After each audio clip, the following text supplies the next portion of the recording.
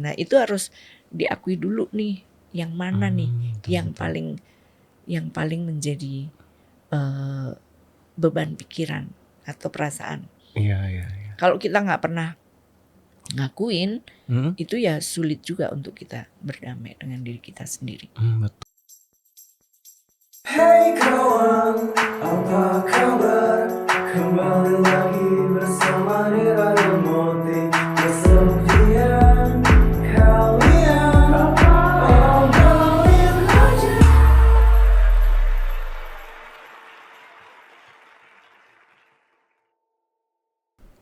Halo Sobat Nadir, balik lagi ke Nadir Podcast bersama gue Mati. Kalau biasanya kita membahas tentang pengalaman kesepian, titik terendah dari para narasumber yang udah ada, kali ini kita akan membahas sebuah buku yang berkaitan dengan mental health juga. Langsung aja kita sambut dia, Bu Christine Sama. Halo Bu, apa kabar Bu? Moti? Baik. Ibu gimana kabarnya? Sehat, baik. Oke, jadi Ibu Christine ini udah ini kali ketiganya ya hadir ke Nadir Podcast. Yang pertama itu episode pertama Bu Christine cerita tentang menulis sebagai obat buat mengatasi kesepian gitu. Iya betul. Dan yang kedua itu sama Mas Eugene Banji ngebahas tentang tantangan lintas generasi. Iya. Oke, di episode sekarang ini kita mau bahas bukunya Bu Christine yang judulnya Menulis Pembaca Kehidupan. Wih, ini menarik banget sih Bu. Tadi aku udah baca-baca dan suka. Oke. Sebelum itu aku mau nanya dulu nih, Bu Christine kesibukannya apa nih sekarang nih? Pasti menulis masih dong. Iya.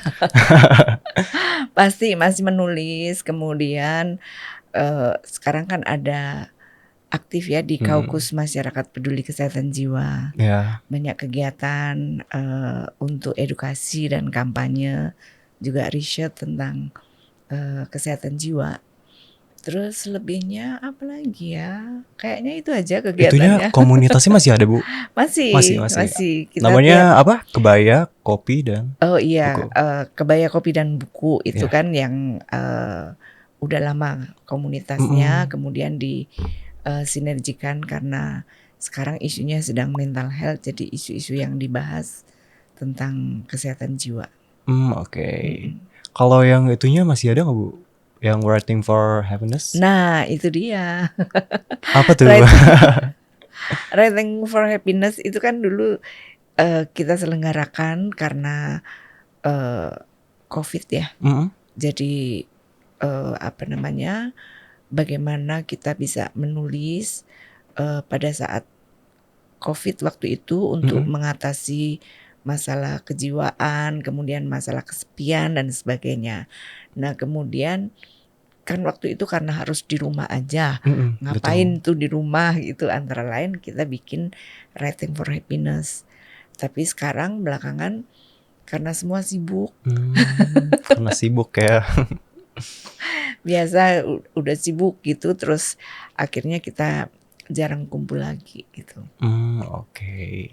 Berarti sekarang lebih ke Kaukus aja ya? Iya. Sama masih menulis. Ya. Nah buku ini nih Bu, aku mau nanya dulu deh.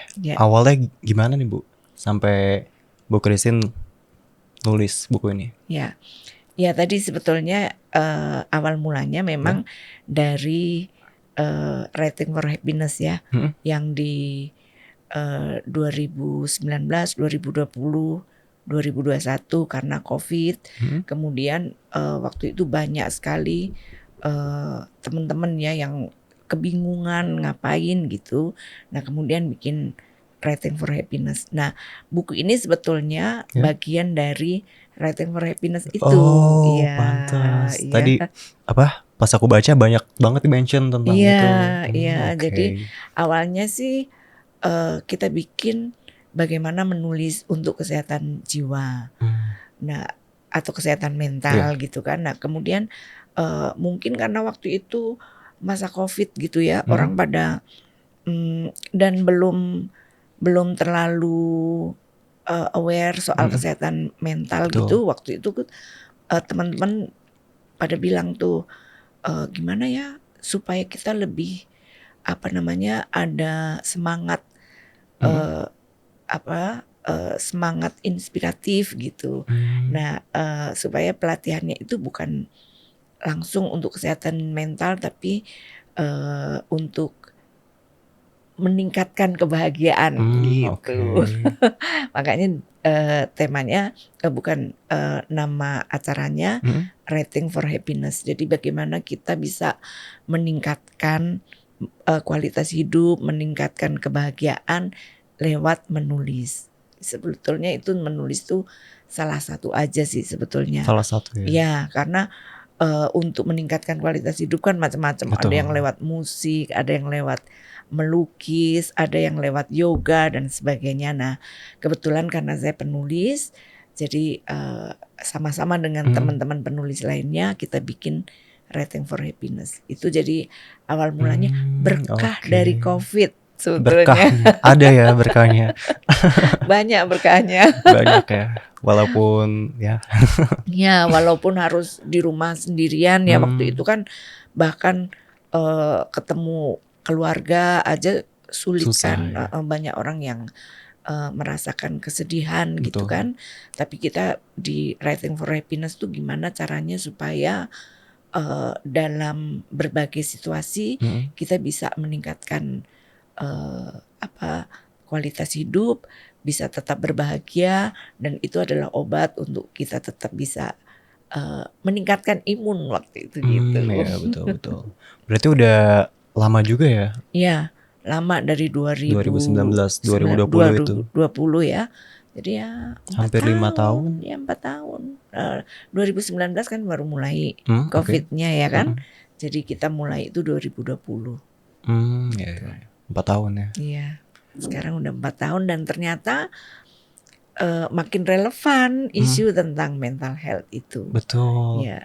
Nah kalau Bu Christine sendiri kenapa milih buat nulis mental health itu?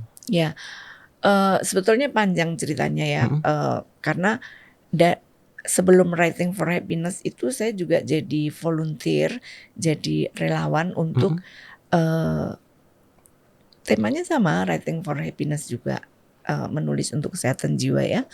Itu waktu itu di Lapas Wanita Tangerang. Jadi waktu itu saya jadi volunteer di sana untuk ngajarin dan sharing ya gimana caranya supaya mereka yang kebetulan sedang menghadapi masalah hukum di lapas itu bisa menyeimbangkan emosinya waktu itu. Pasti berat banget kan? Wah, berat banget. Banget sih. Iya, waktu itu awal mulanya di sana. Awal mulanya di situ. Iya, awal mulanya di sana, kemudian di Lapas Wanita Tangerang itu terus kemudian ada panggilan bahwa ternyata tuh di setiap masalah, setiap situasi itu tuh kesehatan jiwa, keseimbangan mental dengan pikiran, dengan aktivitas sehari-hari itu penting banget. Itu bahkan bisa mempengaruhi apapun aktivitas kita. Semua aspek bisa terpengaruhi. Dan waktu itu saya hampir 3 tahun jadi relawan di Lapas Wanita. 3 tahun? Ya. Wow, lama juga. Bukan 3 tahun di lapas ya. Bukan ya. Iya. Jadi relawan di sana itu 3 tahun sampai ada 2 buku lah yang terbit di situ dan itu tuh banyak banget yang kita dapat gitu loh ya. Maksudnya kita sebagai volunteer itu juga memperoleh banyak ilmu, misalnya komunikasi dengan keluarga, terus dengan teman-teman dan sebagainya. Itu yang kemudian mendorong saya ternyata banyak ya yang PR yang harus dikerjakan gitu. Nah kemudian setelah itu kan ada COVID dan kemudian setelah mendalami soal kesehatan jiwa, saya kan bukan psikolog, bukan praktisi konselor juga ya bukan. Tapi orang awam yang punya kepedulian ingin gitu. Tahu. Iya. Dan ternyata banyak hal yang bisa kita lihat itu dari perspektif kesehatan jiwa gitu. Betul. Dan keseimbangan itu penting banget gitu. Waktu itu kita lihat tuh di pemberitaan ada yang kekerasan antar keluarga dengan teman dan sebagainya, itu setelah dirunut gitu ada masalah kejiwaan yang harus ditangani gitu. Masalahnya di situ ya. Iya, dan belakangan kemudian makin booming kan soal Benar. sosial media, makin booming soal revolusi teknologi, Iya. dan itu juga makin dirasakan anak-anak muda. Benar banget sih. Tapi banyak juga negatifnya jadinya. Contohnya self-diagnose gitu, Iya. kan. Ya, benar-benar gitu. Nah, itu selama COVID itulah akhirnya saya mempelajari benar gitu ya tentang kesehatan jiwa, kaitannya dengan teknologi dan generasi muda gitu. Bahwa saya tuh selalu bilang gini, kalau dulu waktu saya masih usia belasan gitu ya, persaingan itu hanya di tingkat sekolah, Benar. atau di kampung atau lah, cuma sama tetangga Tetangga, lah gitu. iya. Ya. Sama komplek gitu. Iya, makanya waktu itu tuh orang tua saya selalu bilang, kita jangan tinggal di komplek lah, persaingannya berat gitu kan. Kalau nanti tetangga beli, waktu itu ya, beli TV, kita nggak punya TV langsung insecure, minder. Sekarang nggak ada orang yang punya TV ya. Iya. Atau mungkin ada sih, tapi Nggak, jarang sekali orang nonton TV sekarang. Oh, kan iya. TV udah jadi ini. Nah, persaingan tuh hanya di tingkat tetangga. sekitar lah ya. Paling banter tuh di sekolah. Kalau di sekolah ada temen yang pakai sepatu baru, kita baru minta sama orang tua beliin sepatu dan sebagainya. Nah, naik-naik lagi paling di sekolah. Kalau tadi di kelas, kemudian di sekolah, kemudian di paling kabupaten, kemudian paling di provinsi gitu. Betul. Nah, sekarang anak-anak sekarang ini begitu lahir kenal gadget, Teknologi. teknologi, persaingannya seluruh dunia. Betul. Nah, itu yang bagi saya generasi yang lahir lebih dulu gitu tuh kadang-kadang ngerasain iya juga ya, gimana anak-anak itu nggak merasa cemas, sementara orang tuanya kan belum tentu tahu apa yang terjadi, belum tentu ngerti ya. Belum tentu ngerti kondisi psikologis anak-anak sekarang gitu. Betul.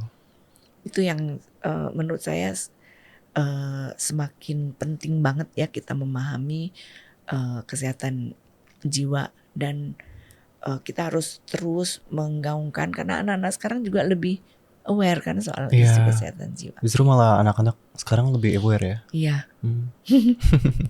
Karena udah bisa nyari tahu sendiri di Google. Iya. Ya, kadang-kadang kan anak-anak lebih pinter juga kan tahu. Betul. Ketika kita diskusi tentang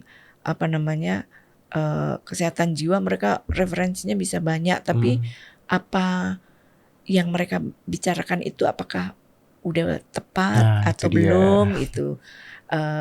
Nah, itu yang perlu kita jembatani sih, kalau saya katakan perlu ada komunikasi yang aktif antara anak-anak dengan orang tua. Kalau orang tua merasa nggak bisa komunikasi dengan anak-anak karena mereka komunikasinya lewat game atau gadget dan sosial media yang lain, orang tua kan kadang-kadang males itu belajar. Jadi kesenjangannya makin jauh lagi betul. gitu. Kesenjangannya. Dan akhirnya Bu Christine memutuskan buat nulis buku ini tuh di tahun berapa Bu? Mulai nulisnya? Nulisnya jadinya 2020-2021 ya, karena maksudnya mengumpulkan datanya. Iya. Tapi baru launching baru 2023 tahun lalu. Selama proses nulis tuh ada ini nggak sih Bu, tantangan gitu? Atau tantangannya karena kemudian saya merasa isu kesehatan jiwa itu cukup pesat ya pengaruhnya, apa saja gitu. Jadi harus lebih banyak belajar yang untuk memperkaya buku ini gitu. Artinya contoh-contohnya itu nggak bisa sesederhana sebelumnya gitu, karena banyak hal yang apa namanya harus dipelajari lagi lah gitu. Di buku ini tuh ada 14 bab ya. Iya. Dan wah, tadi pas aku baca bener sih, menarik semua. Relate lah gitu. Jadi suka juga bahas mental health juga kan. Iya. Kalau Bu Christine sendiri, bab favoritnya yang mana, Bu? Apa ya? Sebetulnya semua pasti Benar, favorit. semuanya menarik ya. Ada Yang ininya favorit- sendiri lah gitu. Yang paling favorit epilognya, Epilog. karena self love. Oh iya, self love. Pada akhirnya kita bicara gimana kita harus Betul, menghargai betul. dan menghargai diri sendiri gitulah ya. Jadi buku ini tuh sebetulnya refleksi dari pekerjaan dan pengalaman hidup saya ya. Maksudnya ternyata apa namanya, kan ada ya beberapa temen gitu nanya, pernah nggak sih merasa kesepian, atau pernah nggak sih merasa apa namanya overwhelmed gitu kan. Terus kita pikir-pikir tuh kayaknya hampir jarang ya. Mungkin ada juga ya, pasti orang hidupan pasti masalahnya pasti ada aja. Pasti ada gitu aja. ya. Tapi ternyata setelah menelusuri di dalam hati gitu, ternyata kegiatan menulis itu nolong banget buat kita, karena untuk bisa sampai menulis apapun yang ditulis ya, apapun yang ditulis itu ada proses apa namanya menginternalisasi apa yang akan kita tulis gitu. Jadi ada proses refleksi, ada proses merenung. Nah kayaknya proses itu yang membuat saya paling tidak terbantu untuk menyeimbangkan kesehatan mentalnya gitu. Nah itu sebetulnya yang saya pengen share ke teman-teman, ke publik melalui buku ini. Iya, lewat buku ini. Jadi jangan berpikir menulis untuk kesehatan, untuk membaca kehidupan ini akan membuat, kalau membaca buku ini ya maksudnya, akan membuat kita terus langsung menjadi novelis gitu. Enggak dong. Enggak juga. Enggak juga. Terus tiba-tiba menjadi kolumnis, enggak juga gitu. Jadi sebetulnya buku ini lebih pada kayak tutorial, kayak menemukan manual book gitu dalam hidup kita ya. gitu kan. Maksudnya gini, misalnya kan kadang-kadang kita pernah kan ngerasain ya, tiba-tiba marah nih. Pasti dong. Tapi nggak tahu tahu marahnya kenapa gitu. Tiba-tiba aja muncul emosi itu. Nah, buku ini tuh nuntun tuh untuk mencatat. Ya istilahnya journaling lah dalam buku ini ya. Itu ada di bab 4 nih. Iya. Journaling itu kita mencatat tuh apapun yang kita alami gitu. Nah, pada saat proses mencatat itu kan kemudian kita merenungkan, merefleksi apa sih ya, kenapa sih saya marah gitu, kenapa sih pastilah nggak usah dituntun dengan cara seperti apa, proses itu tuh dengan sendirinya akan terjadi gitu. Nah itu yang membuat kita jadi lebih mengenal diri kita sendiri gitu.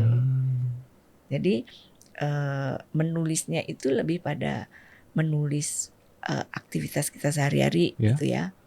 Kadang-kadang kan ngapain sih kegiatan gitu aja ditulis gitu. Aku mau nanya nih Moti. Apa tuh? Pernah gak bikin diary atau catatan harian?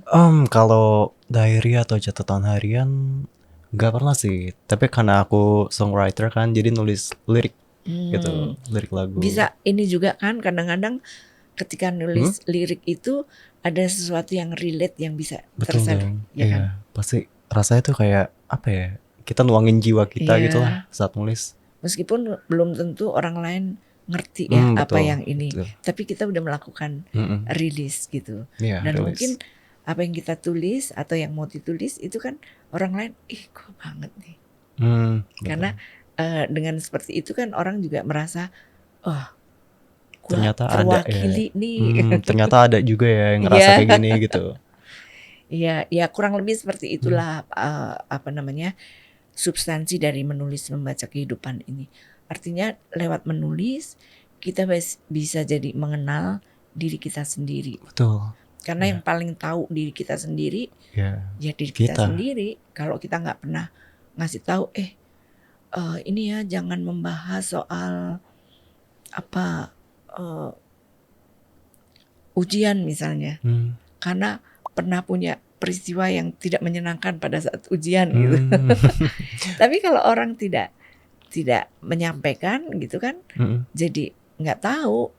Betul. Jadi kita harus tahu sendiri apa yang ada dalam hati kita. Gitu. Dan itu bisa dilakukan dengan cara menuliskan apa yang kita alami.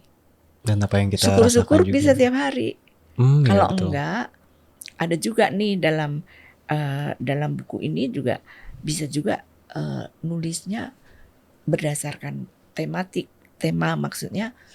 Kalau kita lagi mengalami sesuatu kita tulis. Kalau enggak, enggak nulis nggak apa-apa gitu. Bener-bener. Kalau nulis lirik tuh lebih ke tematik itu sih mungkin. Iya kan? Karena sesuai tema gitu Iya kan kan? nulisnya. Iya bener. Lagi berantem sama pacar misalnya. Tulis. Atau yang relate sekarang nih misalnya interaksi dengan keluarga, dengan orang tua gitu kan misalnya. Lagi dongkol gitu. Kan banyak tuh kejadian sekarang ya di berita di YouTube konflik orang tua dengan anak yang sampai berakibat ke kasus hukum dan sebagainya gitu kan. Banyak. Itu kan sebetulnya bagian dari karena kita tidak saling memahami. Betul. Seolah-olah berada di rumah yang Salah sama. paham ya sebetulnya. Iya. Seolah-olah berada di rumah yang sama tiap hari. Tapi benar nggak kita berinteraksi dari dalam hati gitu kan. Nah itu yang kadang-kadang perlu kita biasakan untuk komunikasi. Nggak hanya lewat WA, cuma tanya udah makan belum, pulang jam berapa. Basa-basi gitu. Bener sih, komunikasi dalam keluarga itu penting ya. Untuk saling memahamin satu sama lain. Iya. Ya. Nah, di sini ya itu yang saya katakan tadi tematik itu misalnya gimana kita mau ketika ada masalah nih di keluarga atau di kantor atau dengan pacar atau dengan siapapun gitu kan itu ya. Masalahnya apapun lah gitu ya. Kadang-kadang kita bisa menemukan solusinya kalau kita melakukan refleksi dan mengenali diri kita sendiri nih. Nih kalau gue emosinya kayak gini nih bisa meledak misalnya ya. Karena udah pernah kejadian nih berantem sama kakak atau sama adik gitu ya kan. Nah dalam kehidupan kita itu kan peristiwa itu hanya berulang ya. Pasti betul. akan berulang terjadi lagi. Pasti akan ada lagi. Iya pasti akan ada lagi. Udah berantem nih sama adik kakak gitu, didamaikan gitu ya. Terus kejadian lagi nih, kita kan pasti udah ngerasa nih, oh kalau diemin nih bakal kejadian bakal lagi kayak nih, gitu lagi gitu ya. Nah tapi kalau kita mencatat, itu kan biasanya kita akan inget tuh apa nih yang bikin meledak nih gitu. Oh kalau udah disinggung soal gengsi pekerjaan misalnya, kan kamu cuma penulis, saya kan direktur misalnya, iya. Pasti meledak nih. Pasti sih. Ya kan misalnya di seperti itu kan. Nah lama-lama kan kalau kita tahu pada saat tidak berantem kan kita bisa ngomong baik-baik. Gua nggak bisa tuh dibanding-bandingin. Please, semarah apapun, sejelek apapun, gue jangan dibanding-bandingin nih. Karena emang gue pilihannya mau jadi penulis, bukan jadi direktur atau jadi pilot atau jadi apapun. Dan ini bikin gue bahagia gitu. Nah, kalau ada komunikasi seperti itu, kemungkinan berkonflik itu kan akan bisa dikurangi. Berkurang ya. Tapi yang tahu kan kita. Yang tahu kan kita sendiri masing-masing kita. Makanya itu yang perlu dikomunikasikan. Betul. Itu sih Kalau bagian. kita nggak ngomong gimana orang mau tahu ya? Hmm, Dan kita juga harus tahu dulu nih diri kita sendiri Iya. gimana ya. awalnya. Oke. Nah di sini tuh ada beberapa judul yang menarik juga nih kayak Aku Rapopo, nah, Mendadak Mules. Tadi aku baca juga itu yang Aku Rapopo tuh ngebahas tentang Aku Rapopo tuh membahas tentang apa namanya? Kadang-kadang kita, ya ya, kadang-kadang kan kalau kita ditanya tuh cenderung jawabnya nggak apa-apa gitu kan. Kamu marah? Nggak apa-apa gitu betul. kan. Kadang-kadang kan, Mm-mm. tapi sebetulnya di dalam hati kan Marah. marah. Iya marah. Tapi atas nama basa-basi, sopan santun dan sebagainya, nggak apa-apa. Rasa nggak enak gitu ya. Nggak enak, sungkan dan sebagainya kan. Nah, padahal di buku ini saya bilang bahwa apa namanya, hati kita itu tuh kan seperti botol atau gelas ya, yang kalau setiap hari diisi tapi nggak pernah dituang gitu ya, itu tuh pasti akan tumpah. Luber ya. Luber ya kan. Tiap hari kita punya masalah gitu, nggak pernah di apa namanya selesaikan, lama-lama meledak juga gitu, lama-lama luber gitu kan. Iya. Nah, saya mau bilang dalam buku ini bahwa kita perlu untuk mengeluarkan apa yang di dalam hati gitu. Betul. Bisa pada orang yang bersangkutan, misalnya saya nggak suka sama Moti, terus kejadian lagi, dikiniin lagi sama Moti gitu kan, misalnya. Jadi lama-lama kan numpuk ya. Betul. Tapi kalau nggak disalurkan gitu, disampaikan, itu bisa meledak. Nah, kalau saya nggak bisa ngomong karena sungkan, karena takut Moti kemudian marah sama saya dan sebagainya yang mempengaruhi segala macam. Ini ya kan, kadang-kadang gitu kan, nggak ngomongnya itu kan karena macam-macam kan. Betul. Ntar aku deh dimusuhin, ntar aku Baru nggak kepikiran duluan. iya, nggak ditraktir deh dan sebagainya. Nah, caranya menulis bisa juga menjadi saluran itu. Artinya apa? Coba tulis tuh kedongkolanmu gitu. Kedongkolanmu supaya jangan bilang aku rapopo aja, tapi tuangkan apa yang di dalam pikiranmu tentang seseorang, apa dalam hatimu pada seseorang, itu kan dituangkan gitu kan. Nah, dengan cara seperti itu, meskipun apa namanya nggak secara langsung ke Moti, tapi rasa hati itu udah keluar. Betul. Iya kan? Iya, walaupun gak secara langsung misalnya ke Rira nih gitu. Iya, misalnya dongornya ke Rira gitu kan. Meskipun nggak langsung ke dia, tapi karena apa yang ada di dalam hati udah dikeluarin, itu waktu ketemu sama Rira itu biasa aja. Karena sesuatu kan pengen kan kita kalau lagi dongkol itu pengen maki, pengennya maki, marah aja pokoknya. Pengen marah, pengen ngomong pengennya kasar. Dia ngerti gitu kan. Ngerti gitu kan. Nah, tapi ada hal-hal yang membuat kita nggak bisa melakukan itu gitu. Nah, coba lewat tulisan, dituangkan. Kadang-kadang kalau kita lagi dongkol sampai pakai, kalau tulis tangan ya pakai ballpointnya sampai bertanda, sampai robek gitu kan.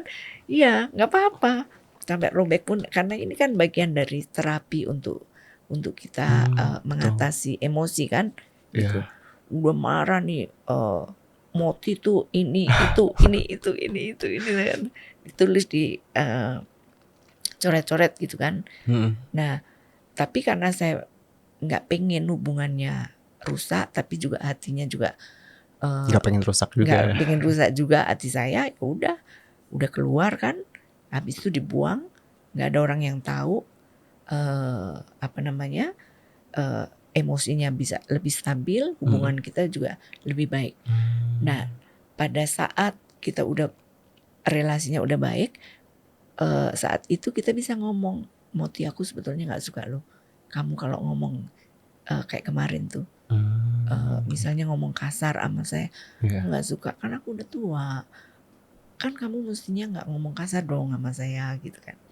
Itu bandingkan dengan ketika kita curhatnya bukan sama kertas putih tapi ke sosial media, Betul. ke Instagram lah, ke apalagi ke Twitter, ke ya. Facebook atau yang lainnya, atau bahkan status di WA atau status di mana ya, di sosial media itu kan berdampak pada orang lain. Betul. Orang lain kan, kenapa ya dia ngomong gini ya? Kan kemarin baru ketemu sama gue nih, jangan-jangan ditujukan buat gue nih, ya kan? Karena bisa dilihat siapa aja. Iya, satu itu. Yang kedua, dia kan orangnya kayak gitu sih, emosian, maki-maki di sosmed, kayaknya nggak ini nih, malas galau. Nanti kalau ada apa-apa sama dia, kerjaan misalnya, bakal diomongin juga nih gue di sosial media ya. Benar-benar. Itu antara lain manfaatnya kita menulis. Oke. Nah, kalau yang mendadak mulus nih, tadi itu aku baca tentang anxiety ya. Iya, sama sih sebetulnya juga. Kadang-kadang kan kita kadang-kadang mendadak mules ya. Masih sering sih sebelum nge-host gini. Tiba-tiba mules. Tadi juga kok. Iya, tiba-tiba kan kita kadang-kadang grogi, kadang-kadang ini apa gitu kan. Tapi ya balik lagi ya, mungkin Moti bisa tuh mencatat tuh apa yang bikin mules nih, narasumbernya atau memang karena belum sarapan. Beda lagi kalau itu ya. Nggak menguasai isunya ya kan. Nah, kamu harus temuin tuh kenapa nih gua ngerasa grogi nih. Nah, itu dengan cara itu kamu bisa menemukan sendiri ya kan. Karena kalau nanya ke orang kan, kenapa ya gua grogi, mules nih tiba-tiba kalau menghadapi sesuatu gitu kan. Orang kan, lu jangan lihat matanya, nanti lu grogi kan. Tapi kan cara orang beda-beda kan. Gua groginya bukan karena ketemu orangnya, tapi karena gue nggak tahu mau nanya apa lagi nih, gitu. Misalnya seperti itu kan. Bener. Atau gue bukan karena temanya, bukan karena orangnya, tapi karena gue sesuatu yang lain lagi ada masalah nih di rumah nih. Bisa juga ya. Bisa juga. Jadi pikirannya nggak kemana-mana, nggak mindfulness. Iya. Nah itu cuma kita sendiri yang tahu tuh. Dan kita sendiri yang mengatasi. Kalaupun kita minta tolong ke orang gitu, ke expertnya, itu akan mempermudah karena apa? Lebih cepat tahu. Gua ini karena biasanya mules tuh kalau nggak menguasai isunya, gitu. Jadi ya lu jangan nge-host kalau nggak menguasai isunya, gitu kan mungkin ya. Kan? Expertnya mungkin akan gitu. Ya lu jangan nge-host kalau lu lagi berantem nih sama nyokap atau sama siapa gitu ya kan. Lu jangan artinya kita sendiri yang menemukan. Betul sih. Karena kalau bukan kita ya siapa lagi yang tahu. Iya kan? Iya benar. Oke. Nah kalau yang ini nih Bu, temukan api bukan asap. Itu tuh masuknya ini juga nih. Menarik banget loh. Jadi waktu itu tuh dalam diskusi kita itu kadang-kadang kita overthinking ya. Sebetulnya itu inti dari temukan apinya, jangan asapnya gitu ya. Kan kadang-kadang kita tuh kalau ketemu masalah misalnya ya, paling real misalnya ya, punya utang, pinjol, kena pinjol gitu ya. Nggak bisa bayar, sementara nggak, orang tua kita nggak kasih tahu gitu kan. Kan yang di dalam pikiran, ntar gue diginiin gimana ya, ntar dimarahin gimana ya, ntar gue ini. Jadi di kepala tuh pikiran tuh macam-macam gitu. Banyak Padahal banget ya. masalahnya apa? Masalahnya cuma satu, lu punya utang harus dibayar, ya kan? Nah caranya gimana? Lu kan bisa nemuin sendiri, kita bisa nemuin sendiri ya.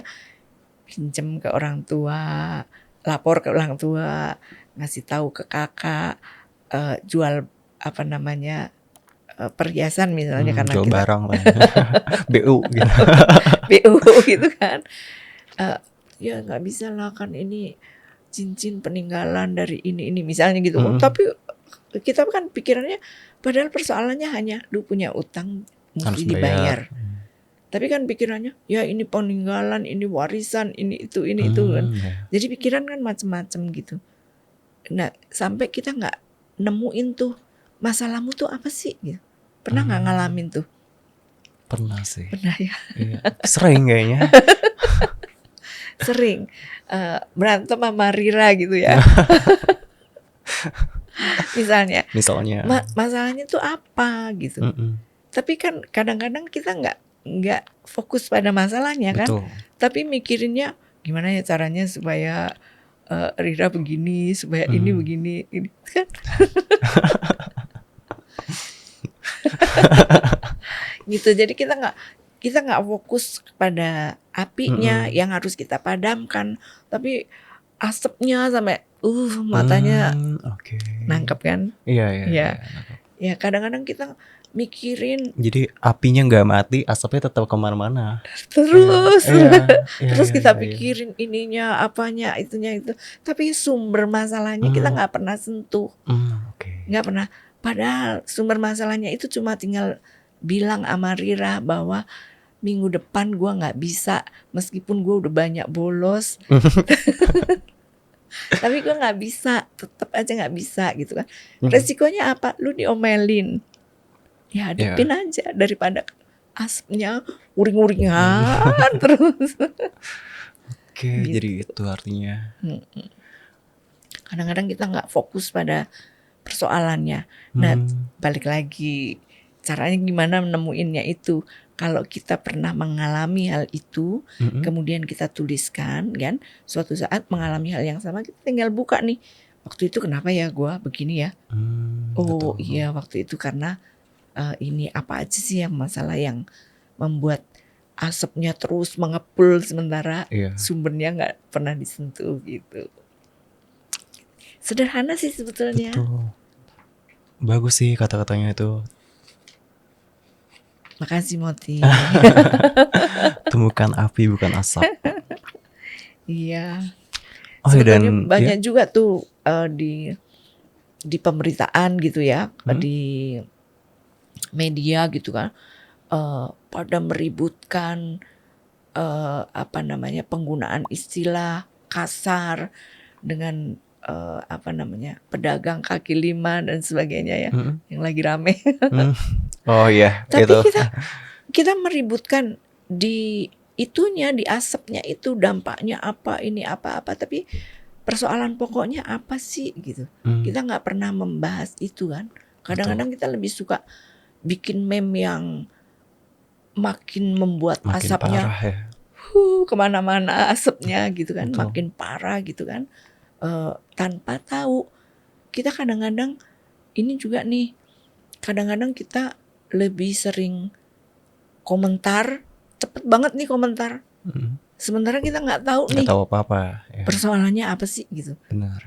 Gitu. Itu yang bikin jadi mata kita makin pedes, makin sakit karena asapnya makin tebal dan kita nggak tahu tuh sebetulnya persoalannya apa sih gitu. Kita kan kalau dapat WA gitu, komen tuh kan nggak pernah nanya sesungguhnya apa sih persoalannya gitu. Itu yang bikin kadang-kadang kita jadi kena mental, bukan karena persoalan kita sendiri, tapi persoalan orang lain yang karena kita komen. Jadi ikut bermasalah gitu. Benar. Ya kan? Ya. Kalau yang soal ini nih Bu, let it go. Nah, iya. Kalau udah kadang-kadang kan udah menemukan tuh, yang pertama sih sebetulnya kalau baca di buku ini sebetulnya kita akan menemukan ya urutannya. Iya, pasti Urutannya sih. tuh seperti apa, misalnya eh, cara kita untuk mengenali diri kita sendiri, karena kan Betul. judulnya menulis membaca kehidupan ya kan. Jadi di buku ini tuh sebetulnya kita jadi lebih tahu apa diri kita sendiri lewat artikel-artikel yang sebetulnya artikelnya tuh pendek-pendek. Tapi banyak banget ini referensinya Bu, lihat. Iya. Walaupun pendek-pendek. Iya, pendek-pendek, kemudian ringan kayaknya ya. Sebetulnya kalau kita ikutin itu tuh kita akan sampai pada titik kita memperoleh kecerdasan emosional gitu ya. Iya. Kita jadi tahu Betul, mana yang harus kita sikapi dengan serius, mana yang perlu ditanggapi serius baik dalam interaksi dengan orang maupun dengan masyarakat ya. Iya. Kadang-kadang kan kita juga Nggak tahu harus apa gitu. iya. Bingung sendiri. Iya. Nah, let it go itu kadang-kadang kita sampai pada satu titik ya. Kalau kita mengalami sesuatu mau stres, mau depresi, mau apapun gitu, kalau kita udah bisa mengenali diri kita sendiri, udah bisa berdamai dengan diri sendiri gitu, itu kita pasti akan bisa ya udah deh. Ya. Kalau kita udah bisa ya udah deh, itu berarti kita udah bisa melepas tuh. Ya udah, emang dia bukan buat gua. Aduh. Udahlah, lepas aja lah gitu. Kan aku juga harus melanjutkan hidup gitu. Itu bisa juga di kantor loh, ya kan? Betul. Di kantor yang dimanapun kita bukan hanya hubungan antar manusia, tapi juga bisa juga di kantor kok gini banget ya gitu kan. Toksik banget istilahnya sekarang kan, toksik banget nih.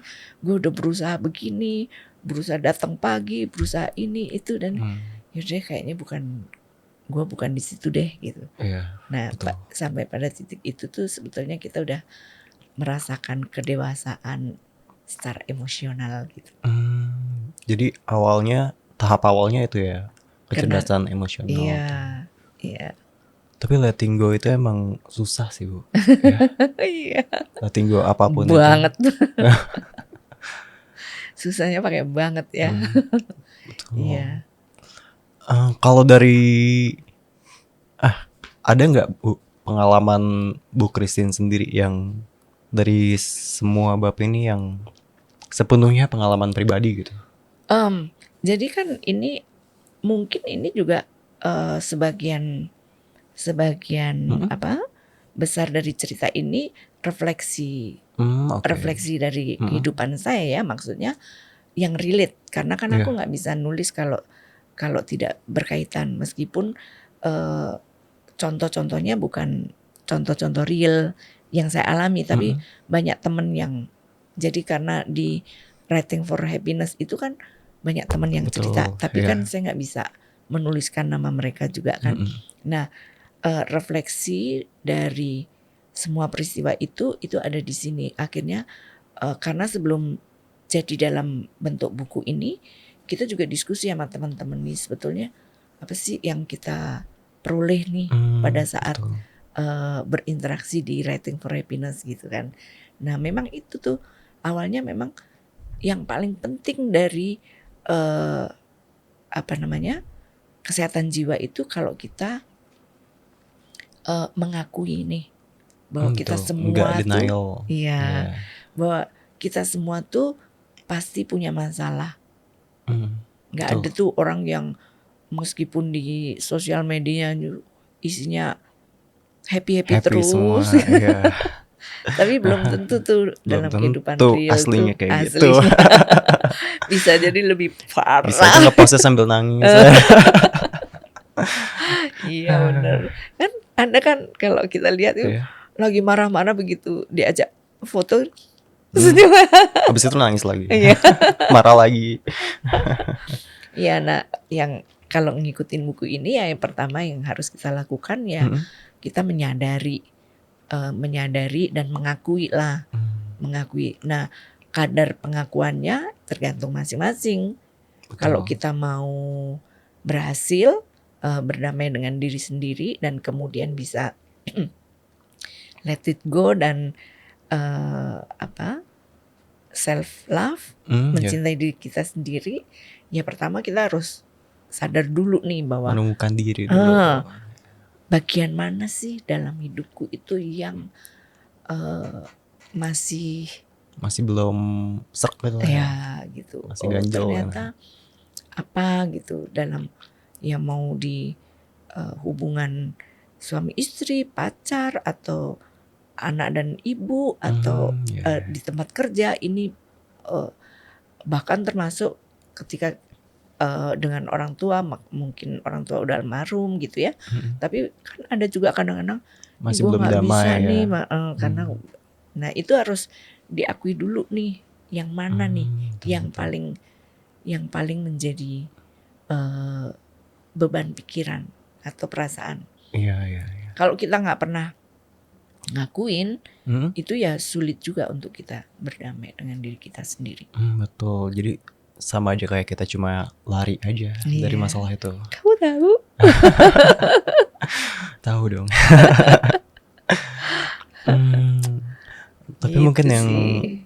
ya dari semua bab ini relate sih. Nah, hampir semua bab ini kan aku pernah ngalamin dong. Iya dong, kita masa semua, ngarang ya? iya, kita semua pasti udah pernah ngalamin, iya kan? Pernah ngalamin handphonenya baru lagi. Bener. Kok dia liburan lagi gitu kan? Hmm. Pasti pernah ngalamin kita Pasti. semua gitu. Di sini ada yang ini sih judulnya Gen Z banget nih. Ya, No apa tuh? FOMO no cry. Iya. Gitu. Iya maksudnya kita harus sadar juga nggak perlu Nggak perlu ikut-ikutan lah. Iya nggak perlu ikut-ikutan gitu ya. Nah taunya kita nggak perlu ikut-ikutan itu sampai di titik mana gitu. Sampai kan kadang-kadang ada orang yang sampai blok sosial medianya hanya untuk tidak pengen tahu apa yang terjadi Iya. dengan orang lain gitu. Tapi itu semua tuh sebetulnya kalau kita tahu posisi kita sendiri, mungkin itu nggak perlu dilakukan karena kita masing-masing orang punya kelebihan dan kekurangan dan sadar Iya. juga tadi kan seperti nggak semua orang yang senyum di sosial media itu Beneran pasti senyum. iya. Jadi nggak usah FOMO lah. Betul. Dan itu bisa sih sebetulnya dilatih gitu. Walaupun susah ya. Susah banget. Iya. Susahnya pakai banget. Dan yang aku suka dari buku ini juga dia tuh ada quotes-quotesnya gini Iya. di setiap babnya ya. Di awal sama akhir ya. Iya. Dan bagus-bagus banget quotesnya. Ini ibu yang milih semua. Iya. Wow. Semua aku yang milih. Dan emang sih ini ya sekarang tuh buku kan pendek-pendek aja. Tapi kutipannya ada gitu supaya orang lebih mudah untuk memahami. Lebih gampang dapat poinnya gitu. Iya. Yang ini juga deep sih, menemukan diri ini. Iya. Quotes-nya tuh, to live is to suffer, to survive is to find some meaning in the suffering. Itu wow. Gimana Keren menurutmu? Benar sih, iya. Karena kita hidup ini, aku pernah baca di mana ya yang pokoknya ada yang bilang kita tuh harus hidup dulu sebelum tahu caranya hidup. Itu Dalam banget ya. Itu sebetulnya ada loh dalam filsafat atau filosofi kuno di budaya Jawa itu yang jadi sebetulnya apa yang saya kadang-kadang ya suka merasakan ya yang kita pelajari gitu ya, tapi ternyata orang tua kita itu dulu pernah ngajarin hal yang sama gitu. Jadi di Jawa itu ada peribahasa yang menyebutkan ilmu itu ilmu itu kelakone kanthi laku. Apa Kamu tuh artinya? bukan orang Jawa ya? Jawa tapi nggak Jawa bisa ngerti. bahasa Jawa. Itu artinya itu ilmu itu baru menginternal dalam hidup kita, baru kita pahami Mm, kalau kita udah mengalami. Kalau itu betul. sama seperti Iya, yang kamu sama. bilang tadi kan, kita hidup Mm. dulu baru. Kita harus menghabiskan satu kehidupan untuk tahu caranya hidup gitu. Iya, jadi kadang-kadang kita tuh bener sih, kadang-kadang orang ngomong, ya lu ngomong aja, lu belum ngalamin gitu. Iya, Jadi benar. kadang-kadang kita harus mengalami dulu Mm-mm. gitu supaya kita bisa memahami. Nah, di buku ini sebetulnya ada bagian yang kita itu harus banyak belajar dari sebelum kita tahu lebih banyak gitu. Kita seharusnya kita lebih banyak juga belajar dari keluarga kita sendiri. Betul. Baik dari kadang-kadang kan bosen ya ngomong sama orang tua ya. Dulu saya juga ngalamin seperti itu sih. Misalnya kakek nenek saya gitu ya. Kalau ngomong kan itu Iya, apalagi kakek nenek karena jauh banget ya gapnya. Kan diulang-ulang terus kan ngomongnya Iya. gitu kan. Nah, tapi sebetulnya apa yang diulang-ulang itu sebetulnya kalau kita mau nangkep sekali aja, itu tuh sebetulnya nilainya sangat sangat dalam. Dan orang yang berhasil keluar sukses di dunia yang sangat luas ini, kalau dia udah selesai dengan dirinya dan keluarganya, artinya kita udah nangkep nih semua ilmu dari orang tua. Tapi kadang-kadang kan kita nggak mau ya dengerin nasihat. Bosan. Agak susah gitu ya buat dengerin. Iya. Apalagi buat memahami. Iya. Nah, tapi itu bagian yang sangat penting. Betul. Memahami tradisi, kemudian ajaran yang diberikan keluarga, itu bagian yang sebetulnya memperkuat kita. Kenapa sih ayah saya seperti ini? Kenapa sih ibu saya seperti ini? Kenapa sih kakek nenek saya seperti ini? Dengan cara itu kita bisa lebih memahami, lebih mantap lah melangkah ke depan. Iya. Lebih enteng lah buat Iya. jalan gitu istilahnya. Dan akhirnya kita merasa dapat support kan. Betul. Jadi kan banyak ya orang tua yang suka nggak support anaknya ya buat ngelakuin sesuatu, dan akhirnya pressure-nya jadi berat banget. Iya. Anaknya jadi ngelakuin hal yang disuruh orang tuanya sebetulnya dia nggak mau. Iya. Misalnya mau jadi penulis malah jadi dokter gitu. Habis itu jadi penulis dokter atau dokter yang penulis.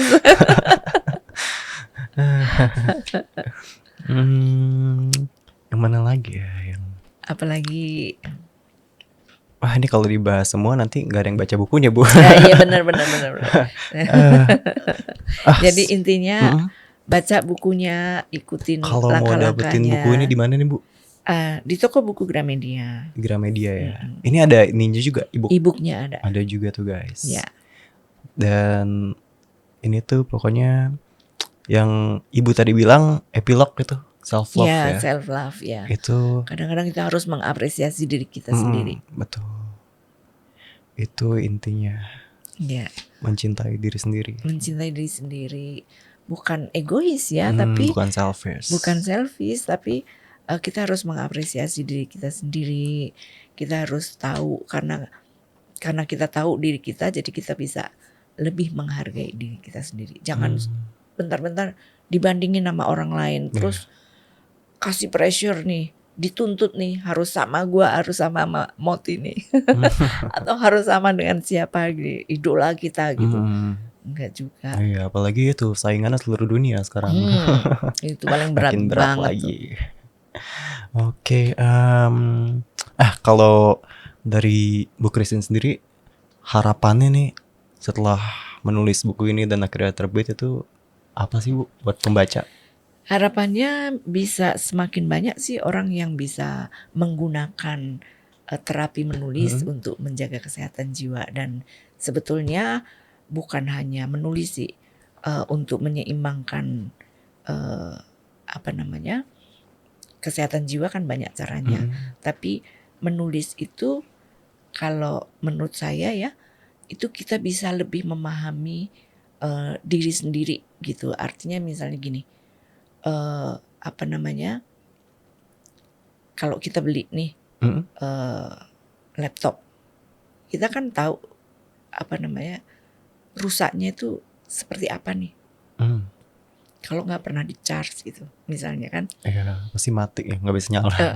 Atau nggak pernah dimatiin, lama-lama nggak pernah dimatiin, charge terus, kerja terus gitu kan. Nah, lewat menulis itu kita seperti bikin buku panduan untuk diri kita sendiri nih. Jadi kalau kita catat nih apapun yang terjadi pada diri kita sendiri itu, kita bisa lebih tahu gitu. Misalnya hari ini kok saya pusing ya gitu, sakit kepala gitu. Tapi ternyata besok paginya, tapi ternyata setelah bangun tidur hilang sakit kepala. Itu kan bagian dari kita mencatat kan. Ternyata setelah tidur, saya pakai tidur, hilang sakit kepalanya. Oh ternyata karena kemarin begadang atau terlalu banyak mikirin hal yang nggak penting gitu. Overthinking gitu kan. Nah dengan cara itu kan kita, gue pasti pusing nih kalau begini. Tapi gue nggak pusing kalau happy terus. Jadi meskipun lembur ini nggak tidur nggak ini, tapi kalau gue mengerjakan pekerjaan yang menyenangkan, enjoy gitu ya. Nggak ada pusing-pusing tuh. Nggak ada gitu. pressure sama sekali. Nah itu jadi bukan hanya menyeimbangkan mental, tapi juga menulis itu bisa lebih memahami diri sendiri baik fisik maupun mental. Gitu. Tapi bukan cuma menulis ya, membaca juga ya. Iya. Karena kalau ditulis doang nggak dibaca buat apa? Dibaca nanti kalau pas mengalami hal yang kurang lebih sama, baca lagi. Oke, Bu, thank you banget ya Bu, udah Sama-sama. mau datang lagi ke Nadir Podcast dan udah sharing tentang bukunya ini. Aku langsung dapat insight yang banyak banget nih. Beneran. Moti. Kalian harus baca sih buku ini, beneran menarik banget dan relate lah sama topik podcast kita. Oke, ada ini gak nih Bu, quotes sebelum kita closing? Mungkin boleh diambil dari buku ini. Quote-nya apa ya? Quote-nya kita harus tetap menjaga kesehatan jiwa maupun raga, dan itu caranya bisa dengan menulis. Tuh guys, kalian harus coba menulis. Iya, untuk menyehatkan mental. Ya, Bu, sekali lagi thank you banget ya. Kita punya ini nih Bu, sesuatu dari Nadir Podcast. Terima kasih. T-shirt. Keren, makasih ya. Sama-sama Bu, thank you juga. Kita foto dulu ya Bu.